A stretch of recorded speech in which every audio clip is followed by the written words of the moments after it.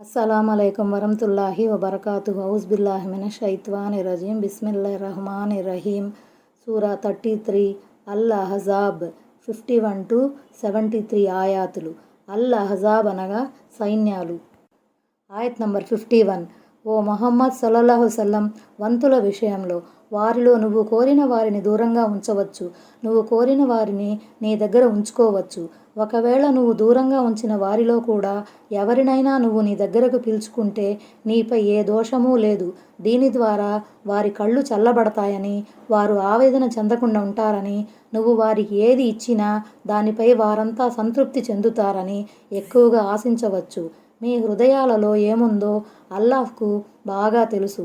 అల్లాహ్ అన్నీ తెలిసినవాడు, సహనశీలుడు.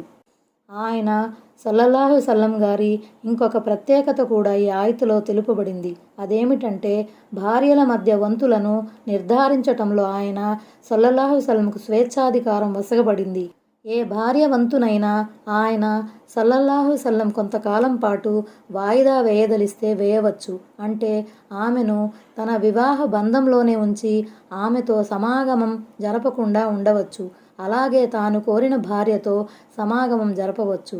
అంటే ఆయన సల్లల్లాహు సల్లం తాత్కాలికంగా దూరంగా ఉంచిన భార్యలలో ఎవరినైనా సరే తానిష్టపడ్డప్పుడు తన దగ్గరకు పిలుచుకొని ఆమెతో సమాగమం జరపవచ్చు.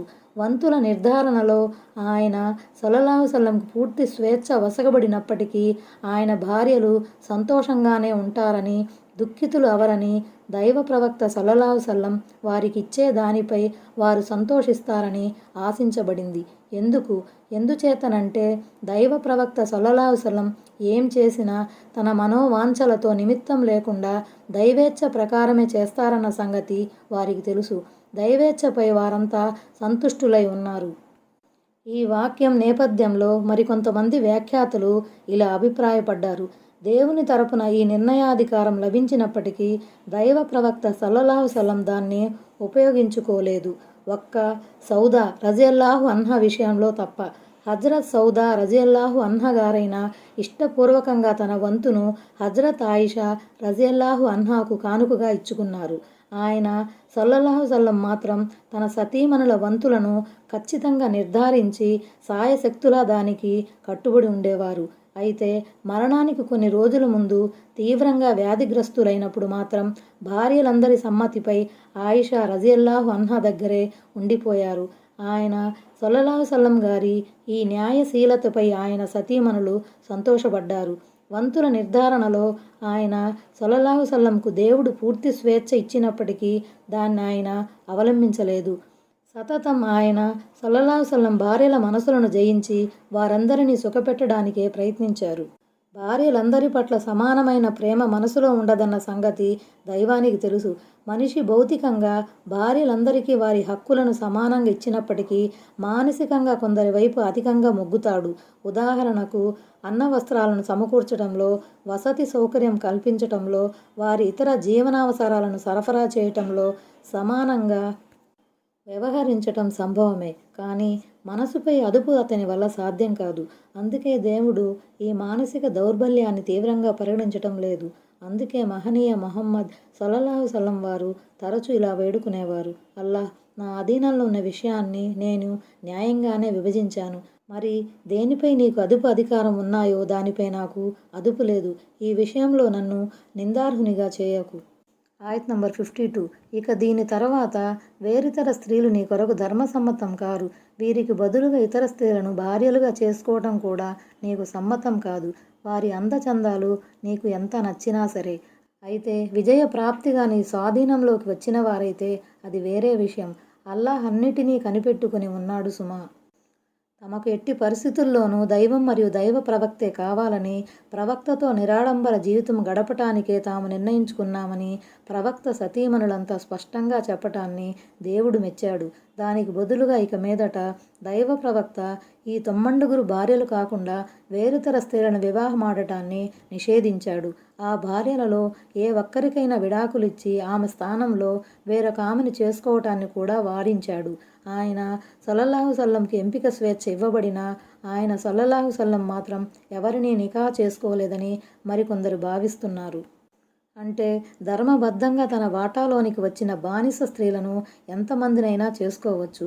అవిశ్వాస బానిస స్త్రీలు కూడా ఈ పరిధిలోనికి వస్తారని కొంతమంది అభిప్రాయపడ్డారు.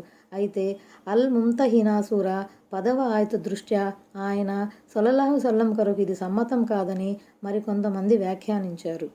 ఆయత్ నంబర్ 53. ఓ విశ్వాసులారా, మీకు అనుమతి లేనిదే మీరు ప్రవక్త ఇండ్లలోకి వెళ్ళకండి. భోజనార్థం మీకు పిలుపు అందినప్పుడు మాత్రం వెళ్ళండి. అయితే భోజనం తయారయ్యే వరకు వేచి ఉండే విధంగా కాదు. మరి భోజనం చేసిన వెంటనే బయలుదేరండి. కబుర్లు చెప్పుకుంటూ అక్కడే ఉండిపోకండి. ఈ రకమైన మీ ప్రవర్తన వల్ల ప్రవక్తకు బాధ కలుగుతుంది. మొహమాటం కొద్దీ అతను మీకేమీ చెప్పడు.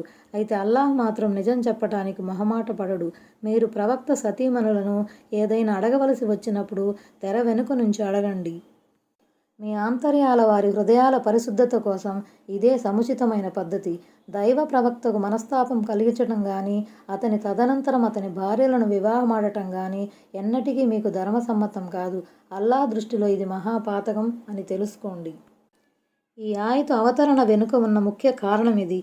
దైవ ప్రవక్త సల్లల్లాహు సల్లం హజరత్ జైనబ్ రజియల్లాహు అన్హాను వివాహమాడినప్పుడు తన ప్రియ సహచరులను వలీమా విందుకు ఆహ్వానించారు. ఆ సందర్భంగా ప్రవక్త సహచరుల్లో కొందరు భోజనాలయ్యాక కూడా అక్కడే కూర్చొని మాటల్లో నిమగ్నులైపోయారు. ఈ ధోరణి వల్ల దైవ ప్రవక్త సల్లల్లాహు సల్లంకు ఇబ్బంది కలిగింది. అయినా సరే బిడియం వల్ల, తనలోని సద్గుణం వల్ల ఆయన తన సహచరులను వెళ్ళమని చెప్పలేకపోయారు. అందువల్ల ఈ ఆయతులో సహచరులకు విందు మర్యాదలు తెలుపబడ్డాయి. 1. భోజనం సిద్ధమైన తర్వాతే వెళ్ళాలి. అంతేగాని భోజన సమయానికి ముందే వెళ్ళి తిష్టవేయడం వాంఛనీయం కాదు. 2. భోజనం చేయగానే తమ తమ ఇండ్లకు తిరిగి రావాలి. పిచ్చాపాటి మాట్లాడుకుంటూ అక్కడే చాలాసేపు కూర్చోకూడదు.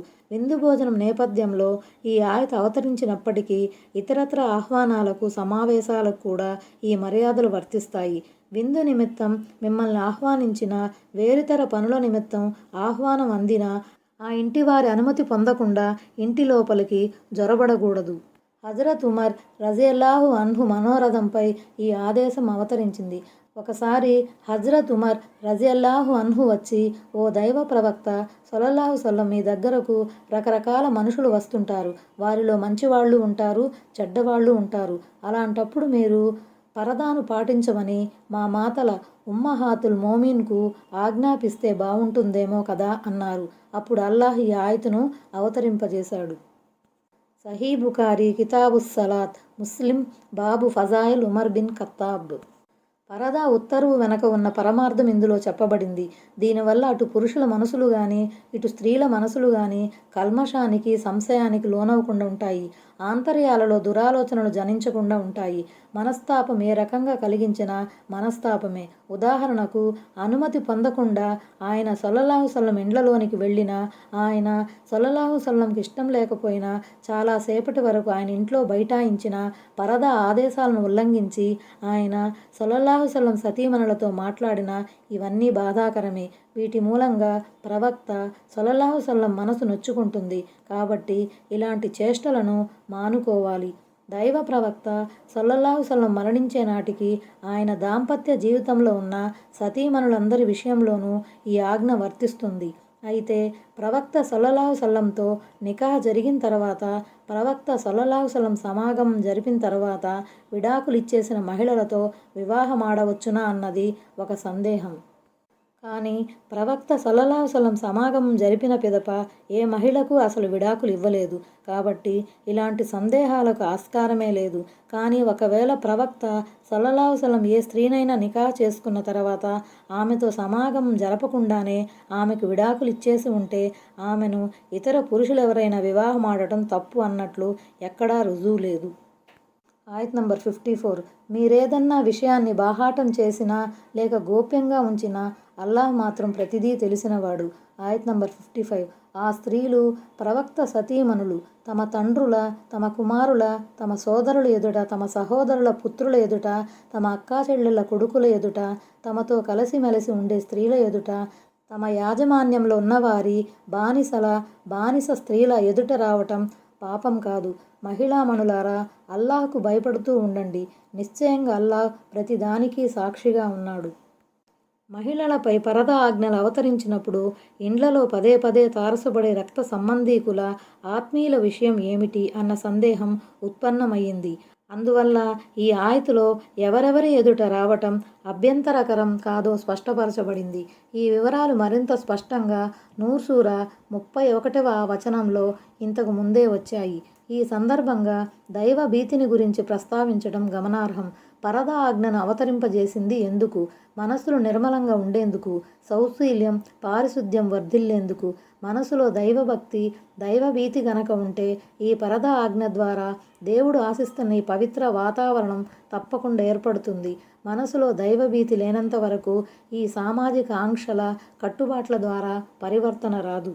ఆయత్ నంబర్ 56. నిశ్చయంగా అల్లాహ్ ఆయన దూతలు కూడా దైవ ప్రవక్తపై కారుణ్యాన్ని పంపిస్తున్నారు. ఓ విశ్వాసులారా, మీరు కూడా అతనిపై దరూద్ పంపండి. అత్యధికంగా అతనికి సలాములు పంపుతూ ఉండండి. ఊర్ధ్వ లోకాలలో అంతిమ దైవ ప్రవక్త సల్లల్లాహు సల్లంకు ఎంతటి గౌరవాదరణ ఉందో ఈ ఆయత ద్వారా అవగతమవుతుంది. కారుణ్య ప్రభు తన దూతల సమక్షంలో ఆయన సల్లల్లాహు సల్లంపై ప్రశంసల జల్లు కురిపిస్తున్నాడు. దైవ దూతలు కూడా ఆయన సల్లల్లాహు సల్లం ఉన్నత సోపానాల కోసం ప్రార్థిస్తున్నారు. కాబట్టి భూవాసులు కూడా ఆయన సల్లల్లాహు సల్లం కోసం ప్రార్థిస్తూ ఉండాలని, ఆయనకు సలాం సమర్పణ చేస్తూ ఉండాలని అల్లాహ్ ఆదేశిస్తున్నాడు. ఈ విధంగా ముహమ్మద్ సల్లల్లాహు సల్లంను కొనియాడటంలో గగన వాసులతో పాటు భూలోక వాసులు కూడా ఏకం కావాలన్నది దైవాభిమతం. హదీసులో ఇలా ఉంది: దైవ ప్రవక్త సల్లల్లాహు సల్లం సలాం పంపే పద్ధతి మాత్రం మాకు తెలిసిందే. అంటే అత్తయ్యహాత్ పఠించే సమయంలో అస్సలాం అలైక అయ్యుహన్నబియ్యు అని చదువుతాము. కానీ మేము దరూద్ ఎలా పంపేది అని ప్రియసహచరులు రజియల్లాహు అన్హు సందేహపడగా ఆయన సల్లల్లాహు సల్లం నమాజులో పఠించే దరూదే ఇబ్రహీంను నేర్పారు. సహీ బుఖారీ అల్ అహ్జాబ్ సూరా వ్యాఖ్యానం. ఇది కాకుండా హదీసులలో దరూద్కు సంబంధించిన ఇతర పదాలు కూడా ఉన్నాయి. వాటిని కూడా పఠించవచ్చు. క్లుప్తంగా సల్లల్లాహు అలా రసూలిల్లాహి వసల్లం అని కూడా పఠించవచ్చు. కానీ అస్సలాతు వస్సలాం అలైక యా రసూలుల్లాహ్ అని చెప్పటం మాత్రం సరైనది కాదు. ఎందుకంటే ఈ పలుకు నేరుగా దైవ ప్రవక్త సల్లల్లాహు సల్లంతో సంభాషించడం లాంటిది. అత్తయ్య సందర్భంగా అస్సలాం అలైక అయ్యుహన్నబియ్యు అని పలకటం మాత్రం సమంజసమే. ఎందుకంటే ఈ మేరకు ప్రవక్త సల్లల్లాహు సల్లం వారే ప్రవచించి ఉన్నారు. కానీ ఈ పలుకులను దైవ ప్రవక్త సల్లల్లాహు సల్లం వింటున్నారన్న మూఢనమ్మకంతో ఎవరైనా పలికితే మాత్రం అలాంటి మూఢనమ్మకం ఖురాన్ హదీసులకు విరుద్ధమైనది. అలాంటి మూఢనమ్మకంతో నిర్ణీత దరూద్ పఠించటం కూడా సరైనది కాదు. అలాగే అజాం పిలుపు ఇవ్వడానికి ముందు దాన్ని పఠించటం కూడా బిదత్గా పరిగణించబడుతుంది. దానివల్ల పుణ్యం ఎలాగూ ప్రాప్తించదు సరికదా, అది పాపకరంగా పరిణమిస్తుంది. హదీసులలో దరూద్ మహత్యం గురించి నొక్కి వక్కాణించబడింది. నమాజులో దరూద్ పఠించటం అనివార్యమా, వాజిబా, లేక సంప్రదాయమా, సున్నతా? మెజారిటీ విద్వాంసులు దీన్ని సంప్రదాయంగా భావిస్తున్నారు. ఇమాం షాఫయీతో పాటు మరికొంతమంది విద్వాంసులు మాత్రం దీనిని తప్పనిసరి వాజిబ్గా తలపోస్తున్నారు. హదీసుల ఆధారంగా చూస్తే అది వాజిబ్, తప్పనిసరి అని భావించటానికి ఎక్కువ ఆస్కారం ఉంది. చివరి తషహుద్ దరూద్ పఠించడం ఏ విధంగా తప్పనిసరియో మొదటి తషహుద్లో దరూద్ పఠించడం కూడా అటువంటిదేనని కూడా హదీసుల ద్వారా అవగతమవుతుంది. అందువల్ల నమాజులోని 2 తషహుద్లలోనూ దరూద్ పఠించడం అనివార్యం. దీని ఆధారాలు సంక్షిప్తంగా ఇలా ఉన్నాయి. 1. ముస్నద్ అహ్మద్లోని ఒక ప్రామాణిక ఉల్లేఖనం ప్రకారం ఒక వ్యక్తి దైవ ప్రవక్త సల్లల్లాహు సల్లంతో ఇలా విన్నవించుకున్నాడు: ఓ దైవ ప్రవక్త సల్లల్లాహు సల్లం, మీ పేరున సలాం ఎలా చదవాలో మాకు తెలుసు. మేము తషహుద్లో అస్సలాం అలైక్ అని చదువుతూ ఉంటాము. కానీ మేము నమాజులో ఉన్నప్పుడు మీపై దరూద్ని ఎలా పంపాలి? అప్పుడు దైవ ప్రవక్త సల్లల్లాహు సల్లం దరూద్ పద్ధతిని నేర్పారు. ముస్నదే అహ్మద్తో పాటు ఈ ఉల్లేఖనం సహీ ఇబ్న హిబ్బాన్, సునెన్ కుబ్రా బైహకి, ముస్తద్రక్ హకీం, ఇబ్న ఖుజుమైలలో కూడా ఉంది. ఏ విధంగా నమాజులో అంటే తషహుద్లో సలాం పఠించబడుతుందో అదే విధంగా నమాజులో దరూద్ కూడా పఠించబడుతుందే అన్న ప్రశ్నకు అందులో వివరంగా సమాధానం ఇవ్వబడింది. దరూదే ఇబ్రహీంను పఠించమని దైవ ప్రవక్త సల్లల్లాహు సల్లం ఆదేశించారు. దీన్ని బట్టి విదితమయ్యేది ఏమిటంటే నమాజులో సలాంతో పాటు దరూద్ కూడా పఠించాలి. అది తషహుద్ ఖాయిదా సందర్భంగా పఠించాలి. హదీసులో ఇది సర్వసాధారణమైన ఆజ్ఞగా ఉంది. అది మొదటి తషహుద్ కొరకు గాని చివరి తషహుద్ కొరకు గాని ప్రత్యేకించబడలేదు. అందుచేత రెండు తషహుద్ మొదటి రెండవదిలలో కూడా సలాంతో పాటు దరూద్ పఠించాలని చెప్పటానికి తగు ఆధారం లభ్యమవుతుంది.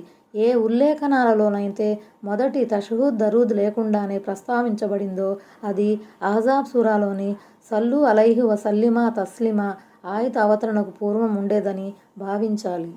కానీ ఈ ఆయత అవతరణ తర్వాత అంటే హిజ్రీ 5వ సంవత్సరం తర్వాత ప్రియ సహచరుల అభ్యర్థనపై దైవ ప్రవక్త సల్లల్లాహు సల్లం దరూద్ వాక్యాలు కూడా వివరించారు. అందుచేత ఇప్పుడు నమాజులో అది మొదటి తషహుద్ అయినా లేక రెండవ తషహుద్ అయినా సలాంతో పాటు దరూదే షరీఫ్ కూడా పఠించటం తప్పనిసరి అయిపోయింది. రెండవ ఆధారం హజ్రత్ ఆయిషా రజియల్లాహు అన్హా కథనం ప్రకారం దైవ ప్రవక్త సల్లల్లాహు సల్లం కొన్నిసార్లు రాత్రిపూట 9 రకాతుల నమాజు చేసేవారు. అప్పుడు 8వ రకాతు అనంతరం తషహుద్ ఖాయిదాలో కూర్చొని తన ప్రభువును వేడుకునేవారు. దైవ ప్రవక్త సల్లల్లాహు సల్లంపై దరూద్ పంపేవారు. పిమ్మట నమాజు ముగించకుండానే లేచి నిలుచుకునేవారు. 9వ రకాతు పూర్తి చేసిన తర్వాత తషహుద్లో కూర్చొని తన ప్రభువుని వేడుకునేవారు. దైవ ప్రవక్తపై దరూద్ చదివేవారు. ఆ తర్వాత మళ్ళీ దువా చేసేవారు. ఆ తర్వాత నమాజును ముగించేవారు. దైవ ప్రవక్త సల్లల్లాహు సల్లం తన రాత్రిపూట నమాజులో మొదటి మరియు చివరి తషహుద్లు రెండింటిలోనూ దరూద్ వాక్యాలు పఠించినట్లు స్పష్టంగా ఉంది. ఇది నఫీల్ స్వచ్ఛంద నమాజు సంగతి అయినప్పటికీ పైన ప్రస్తావించబడిన ఆధారాలకు ఆయన సల్లల్లాహు సల్లం గారి ఈ ఆచరణ ద్వారా సమర్థన లభిస్తుంది. అందువల్ల దీనిని కేవలం స్వచ్ఛంద నఫీల్ నమాజులకే పరిమితం చేయటం భావ్యం కాదు. ఆయత్ నంబర్ 57 అల్లాహ్ను ఆయన ప్రవక్తను బాధించే వారిపై ప్రపంచంలోనూ పరలోకంలోనూ అల్లాహ్ శాపం పడుతుంది. ఇంకా వారి కోసం అత్యంత అవమానకరమైన శిక్ష సిద్ధంగా ఉంది. అల్లాహ్ను బాధించడం అంటే అల్లాహ్కు అయిష్టకరమైన చేష్టలకు ఒడిగట్టడమని అర్థం. వాస్తవానికి ప్రత్యక్షంగా అల్లాహ్ను బాధించే శక్తి ఎవరికీ లేదు. కాకపోతే దాసులలో కొందరు అల్లాహ్కు ఆపాదించే అబద్ధాలు, వారు పాల్పడే చేష్టలు అత్యంత అయిష్టకరంగా ఉంటాయి. ఉదాహరణకు ముష్రిక్కులు, యూదులు, క్రైస్తవులు మొదలగువారు అల్లాహ్కు సంతానం ఉందని వాదిస్తున్నారు. ఇది అల్లాహ్కు అత్యంత అయిష్టకరమైన విషయం. అలాగే ఒక హదీస్ కుద్సీ ద్వారా కూడా ఈ విషయం అవగతమవుతుంది. ఆదం పుత్రుడు నాకు బాధ కలిగిస్తున్నాడు, అతను కాలాన్ని తిట్టిపోస్తున్నాడు. వాస్తవానికి కాలాన్ని నేనే, దాని రేయింబవళ్ల భ్రమణం నా ఆదేశానుసారమే జరుగుతుందని అల్లాహ్ సెలవిస్తున్నాడు. అంటే కాలచక్రం లేదా ఖగోళ గమనంలోని తేడా పాడాల మూలంగా తనకి గతి పట్టిందని అనటం సరికాదు. ఎందుకంటే జరిగిన ఘటనలు అల్లాహ్వే గాని కాలానివి కావు.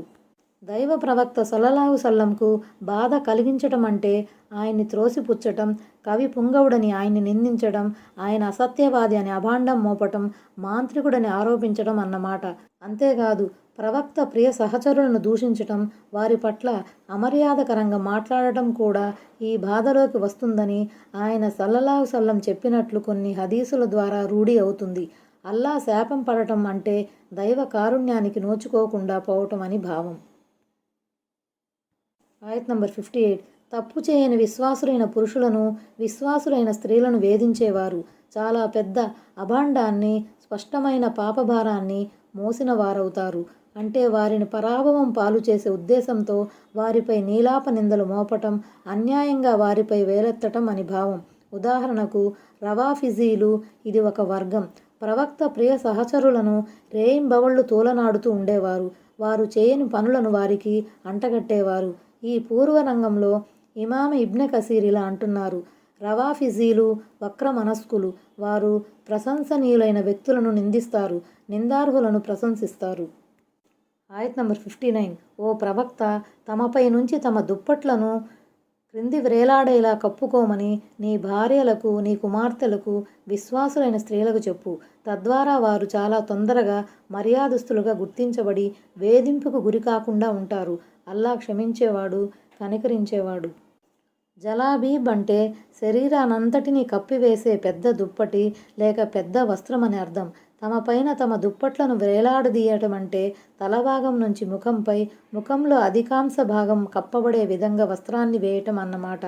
నేడు భారతదేశంలో కానీ ఇతర దేశాలలో కానీ ముస్లిం స్త్రీలు ధరించే బురకాలు పలు రకాలుగా ఉంటున్నాయి. దైవ ప్రవక్త సల్లల్లాహు సల్లం కాలంలో ఇలాంటి బురకాలు ఉండేవి కావు.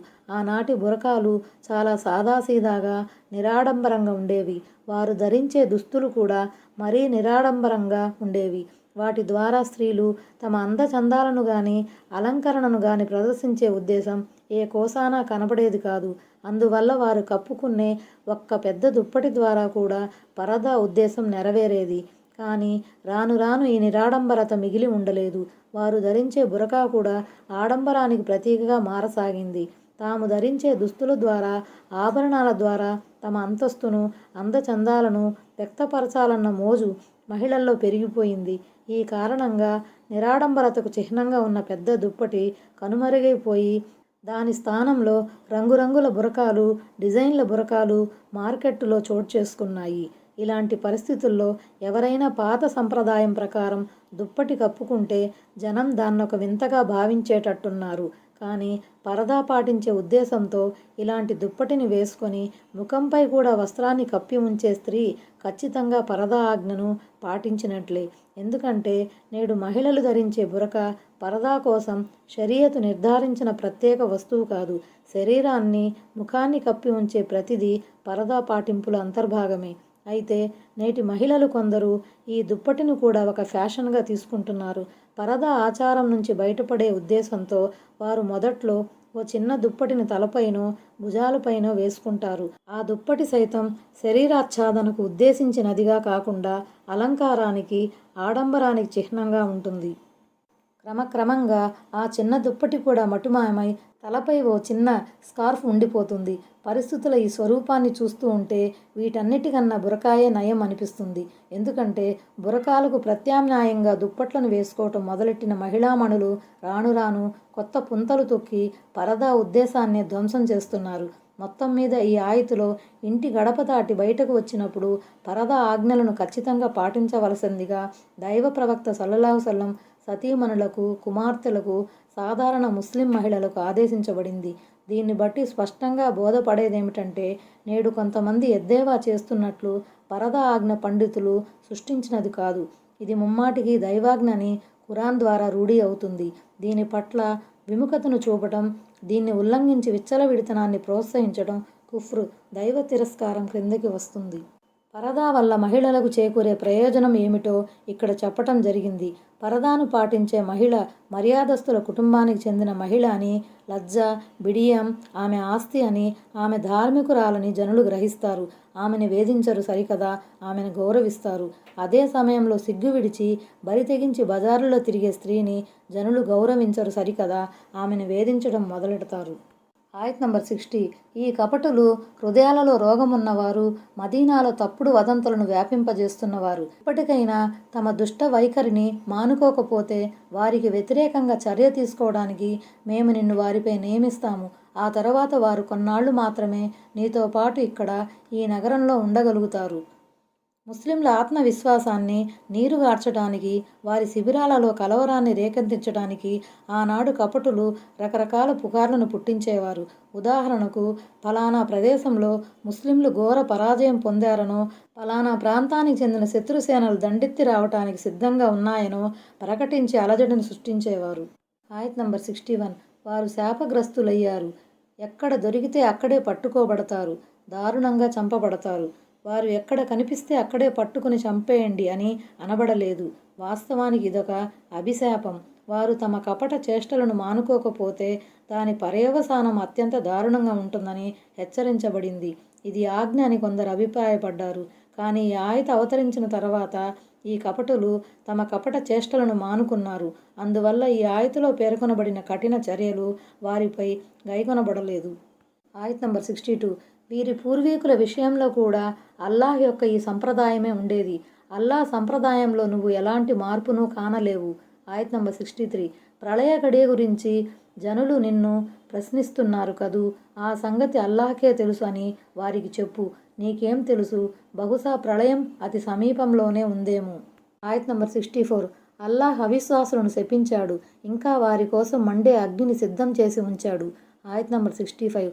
అందులో వారు ఎల్లకాలం పడి ఉంటారు, వారు ఏ సంరక్షకుణ్ణి సహాయకుణ్ణి పొందలేరు. ఆయత్ నంబర్ 66. ఆ రోజు వారి ముఖాలు అగ్నిలో అటూ ఇటూ పొర్లింపబడతాయి. అప్పుడు వారు, అయ్యో మేము అల్లాహకు ప్రవక్తకు విధేయత చూపి ఉంటే ఎంత బాగుండేది అని అంటారు. ఆయత్ నంబర్ 67. ఇంకా ఇలా అంటారు, ప్రభూ, మేము మా సర్దారులు పెద్దలు చెప్పినట్లు విన్నాము, వారు మమ్మల్ని పెడత్రోవ పట్టించారు. అంటే మేము నీ ప్రవక్తల ధర్మ సందేశ ప్రదాతల మాట వినకుండా మా కుల పెద్దల అడుగుజాడల్లో నడిచాము. కానీ వీళ్ళు మమ్మల్ని ప్రవక్తల మార్గానికి దూరంగా ఉంచారని, సన్మార్గం నుంచి మమ్మల్ని తప్పించారని ఇప్పుడు మాకు అర్థమైందని ఒప్పుకుంటారు. సత్యాన్ని కాదని పూర్వీకుల కుల పెద్దల అడుగులకు మడుగులెత్తే పోకడ నేటికీ జనులను అపమార్గానికి లోను చేస్తూనే ఉంది. ముస్లింలు ఈ దైవవచనాన్ని లోతుగా అధ్యయనం చేసి ఈ అపవాదాల నుంచి బయటపడితే, ఖురాన్ హదీసుల రుజుమార్గాన్ని అవలంబిస్తే ఎంత బాగుంటుంది. ఎందుకంటే మోక్షం అన్నది దైవం మరియు దైవ ప్రవక్త మార్గానుసరణలోనే ఉంది గాని తాత ముత్తాతల కుల పెద్దల కాల్పనిక పద్ధతుల్లో లేదు. ఆయత్ నంబర్ 68. ప్రభూ, నీవు వారికి రెండింతల శిక్షణ విధించు, వారిపై పెద్ద శాపాన్ని అవతరింపజెయ్యి. ఆయత్ నంబర్ 69. విశ్వసించిన ఓ ప్రజలారా, మీరు మూసాను కష్టపెట్టిన వారి మాదిరిగా తయారవకండి. మరి వారు అన్న మాట నుంచి అల్లాహ్ అతన్ని మచ్చలేని వానికి నిగ్గు తేల్చాడు.